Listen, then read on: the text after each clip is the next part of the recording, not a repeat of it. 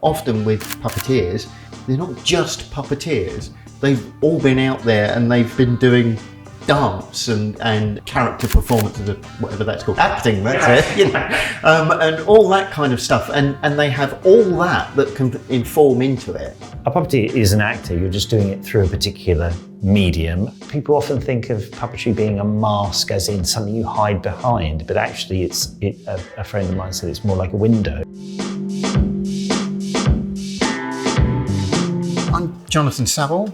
I'm the puppet maker for the show Lost and Found. I'm Ollie Taylor and I'm the puppetry director for Lost and Found, which is a new production that's happening this December for Factory International at their new Aviva Studios.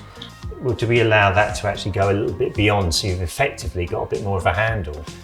Is that how those ones will work? I mean, will they do a lot of flapping about? Because obviously you need an external puppeteer to do that.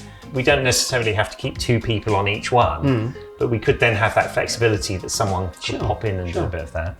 The weird thing, the more you thumb the pages and you go back, and we've looked at it a lot over since how many years we've been looking at this show, is there's a lot of animation, bizarrely, in the static drawings.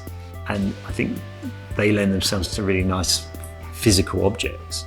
So the costume is this pretty epic costume, and it's hundreds of layers of this netting that is ruffled. It's got these little flippers. It looks very much like the illustration from the book. Just even from a little distance, it looks really effective, and I can imagine with the lighting and on stage, it's going to look really incredible. This is often the misconception, is that puppeteers hide behind the puppets.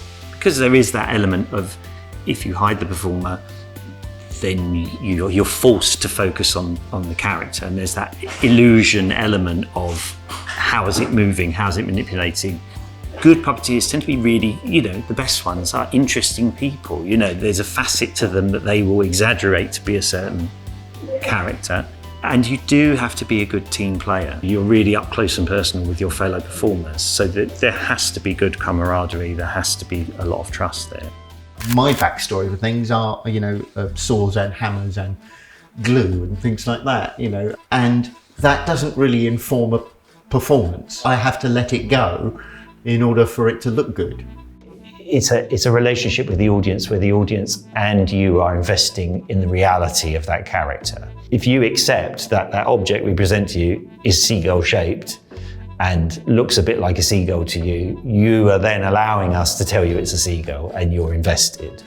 And from that is how that relationship plays on. There's an inherent childlike quality to the book, and that kind of just feeds through all of the oversized costumes and all of the things that we're wearing throughout. Again, will kind of help to compact us down to this childlike, playful, youthful experience, and not get caught up and get too serious with doing a show.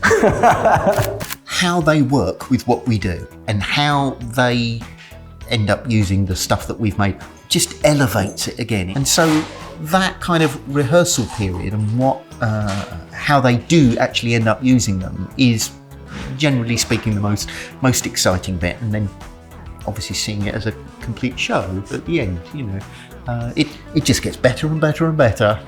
Human beings like looking in a mirror, so puppets essentially, if it's a monster, if it's a penguin, whatever it is, it's still a tool reflecting something of humanity back at us. If the families come out of the show, have had a great time watching the show, and all they talk about is the boy did this, the penguin did that, and they're not too concerned about what the puppetry was about, because actually that shows they've been completely drawn in by the whole experience.